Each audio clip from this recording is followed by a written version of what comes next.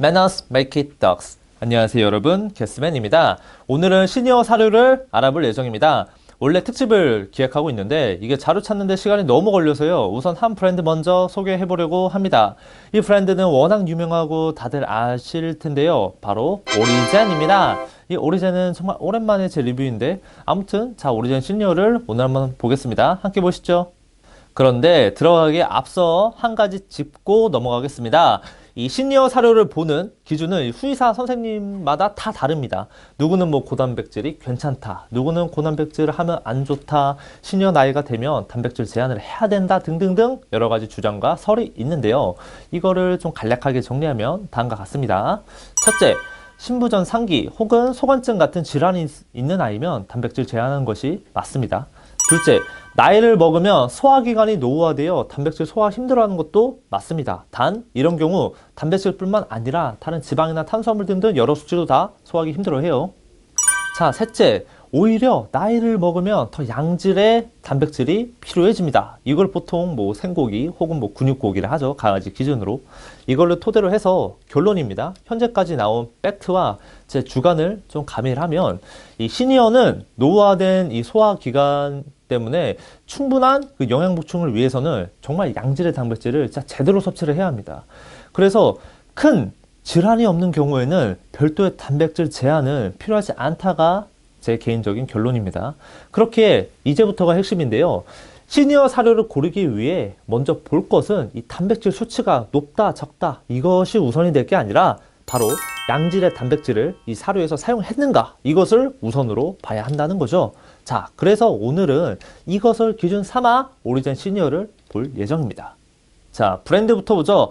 오리젠 워낙 유명하죠. 캐나다의 챔피언 펫푸드사가 만들고 있는 프리미엄 브랜드죠. 오리젠은 강아지의 조상은 늑대라는 신념을 갖고 높은 육류 비율을 강조하고 있는데요. 이중 이 사료에는 생육을 최소 50% 이상 사용하며 전체 레시피 중에 육류 비중은 약 85%, 채소와 과일은 15%로 맞추고 있는 정말 고기 브랜드입니다. 2008년 이후 별도의 리콜 사례도 없고 생선 사료 중금속 이슈 외에 큰 이슈사항 자체가 없는 브랜드이기도 하죠. 이 최근 형제 브랜드인 아카나가 DCM, 즉 심장병 이슈가 좀 크게 북미에서 생기긴 했죠. 하지만 이 미국에서 생산하는 오리젠 아카나와 현재 한국에서 유통되는 오리젠 아카나 사료는 아예 달라요. 원산지 자체가 다릅니다. 미국 거는 미국에서 생산하고요. 캐나다, 한국에 있는 거는 캐나다산이에요. 레시피 자체가 달라요. 그렇기 때문에 이 부분 그 걱정을 크게 안 하셔도 될 것 같고, 이 DCM 관련된 건 뒤에서 더 다룰게요. 그 외에 쓰이는 생선도 전부 액독시킨이 아닌 천연 토코펠롤로 보존하고 있고 중국산 원재료 플러스 GMO도 사용하고 있지 않습니다. 뭐 오리젠은 뭐 워낙 유명하고 이 브랜드 관련된 설명은 여기 저희 반의 웹에 정말 잘 되어 있으니까 또 확인해 보세요. 자, 이제부터 본격적으로 오리젠 시니어를 알아보겠습니다. 자, 오리젠 시니어 주재료부터 보겠습니다. 전체 사료의 육류 함유량은 85% 이상이고 나머지 15%는 채소와 과일입니다. 일단 주 단백질원이 닭고기, 칠면조, 청어, 가자미, 고등어, 정어리 등 엄청 다양하게 들어가네요. 이 좀 다양한 식이 알러지가 있는 아이는 아무래도 좀 뭐 꺼릴 수 있을 것 같네요. 이 신선육이 전체 54% 쓰이고 있네요. 확실히 건사료 중에 이 신선육 비중은 아마 제일 높은 것 같아요. 우리 시니어 아이들에게 이 신선육 정말 중요한데 오리젠 시니어는 잘 반영되어 있죠. 그 외 주재료를 보면 주의 성분은 딱히 보이지 않지만 콩 시리즈가 들어있네요. 이 렌틸콩, 완두콩, 병아리콩은 DCM, 즉 심장병을 유발할 수 있어서 조심해야 하는 의심 성분 중 하나죠. 이런 콩 시리즈가 있다면 꼭 사료 내 메티오닌, 시스테인 수치 혹은 타우린 수치를 체크해야 합니다. 이거는 다음에 영양소 파트, 다음 장 영양소 파트에서 자세히 볼게요. 그리고 마지막으로 이 라벤더 혹은 마시멜로 혹은 로즈 같은 이 천연 보충제를 써서 사료 신선도를 보존하고 있네요. 그 외 좋은 성분도 뭐 많이 있긴 한데 자세한 건 저희 반에서 확인할 수 있습니다. 링크 걸어드릴게요. 자, 이제 영양소 보겠습니다. 오리젠은 참 영양소 공개 잘합니다. 거의 FM이죠. 조단백 38%, 조지방 15%, 조섬유 8%, 조해분 8%, 수분이 12%라서 추정 탄수화물은 약 19%입니다. 시니어 사료라 이 칼로리를 낮추기 위해 지방 비율을 의도적으로 낮추고 단백질과 탄수화물 비율을 높인 게 좀 인상적이네요. 조섬유는 좀 높은 편이에요. 그래서 이 38, 15, 19인데 참 비율 좋습니다. 또한 칼슘과 인은 각 1.3, 1.1%라 칼슘과 인 비율은 1.2 대 1.0으로 딱 좋네요.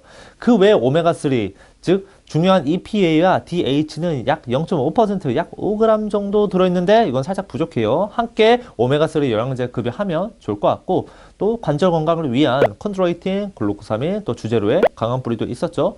약 2600mg으로 많이 있는 편입니다. 다른 사료보다는. 추가로 이 강황 뿌리도 있어서 관절 건강을 위한 조합으로는 이게 궁합이 참 좋아요. 근데 이 콘드로이틴과 글루코사민 효능은 논란이 있습니다. 뭐 효과가 없다는 말도 분명히 있고요. 하지만 이 시니어 아이가, 즉 관절 건강이 약한 아이가 예방 목적으로 먹어서 나쁠 건 없습니다. 자, 아무튼 이 기타 첨가물에도 유산균이 있어서 소화 건강에도 도움이 될 것 같긴 한데, 그래도 시니어 아이는 또 별도로 유산균을 챙겨주면 좋아요. 그리고 핵심은 아까 DCM 콩이 있었죠. 살원의 메티오닌 플러스 시스테인 수치를 봐야 합니다. 오리젠 시니어는 타우린은 없지만 메티오닌과 시스테인이 약 1000칼로리당 3.16g 정도 있어서 유럽 기준인 2.21g 이상을 충족합니다. 뭐 이 정도면 괜찮은 편이죠. 전체 칼로리는 3630칼로리 per kg이네요. 그런데 오리젠은 이미 NRC 494 기준으로 칼로리를 계산하고 있어요. 그래서 정확하게 3630칼로리 per kg이 나옵니다. 와, 시니어용으로 참 칼로리 좋아요. 이게 양질의 단백질 플러스 칼로리까지 낮죠. 그리고 지방과 탄수화물 수치도 각 DN 기준으로 17.05%, 21.59%로 낮은 편이라 췌장 문제가 있었던 아이 혹은 완치가 되어서 꾸준히 건강관리하고 있는 아이에게도 크게 부담 느낄 정도의 영양소값은 아닌 것처럼 좀 보이네요. 물론 이 정확한 급여는 수의사 선생님과 상의를 해야겠죠? 자, 이제 살펴본 것 다 봤으니까 우리 반의 체크포인트 봐야죠. 첫 번째 내추럴, 주의 성분 없었습니다. 합격. 두 번째 하이 및 전체 육류가 85% 이상 사용되었죠. 합격. 세 번째 AFCO, 영양소 가이드라인 충족하고 있습니다. 합격. 네 번째 명확한 성분, 전성분 공개되어 있습니다. 합격. 다섯 번째 리콜, 2008년 호주의 고양이 오리젠 사료 리콜 이후 최근 5년 이내 단 리콜 한 건도 없습니다. 합격. 오리젠 시니어는 체크포인트 5개를 다 합격한 사료네요. 오늘은 디테일하게 오리젠 시니어를 알아봤습니다. 사실 시니어 시기에 대한 논란이 계속 있어서 좀 조심스럽기는 하지만 현재 나와 있는 이 정보만 통합해서 보면 참 괜찮은 사료인 건 맞는 것 같아요. 양질의 신선육을 전체 50% 이상 사용한 동시에 지방과 탄수화물 수치와 칼로리까지 3630칼로리로 되게 낮은 편이었죠. 다만 DCM 이슈가 있기에 걱정되는 보호자님은 이렇게 뭐 시중에서 판매하고 있는 타우린 보충제를 함께 급여하시면 나름 좋을 것 같아요. 자, 오늘 영상 보시고 궁금한 점이나 오리젠 시니어에 대해서 뭐 더 알고 싶으시면 무조건 댓글 달아주세요. 저는 언제나 열려있고 또 영상 내에 혹시나 정정된 부분 있으면 제가 바로 정정 게시물을 올려드릴게요. 참고로 이 영상을 보시고 사료 선택하는 것은 모든 선택의 보호자님의 몫이라는 점을 다시 한번 강조하며 이상 반려동물에 관한 모든 정보 반의 개스맨이었습니다. 우리 반쪽이 여러분들 감사합니다.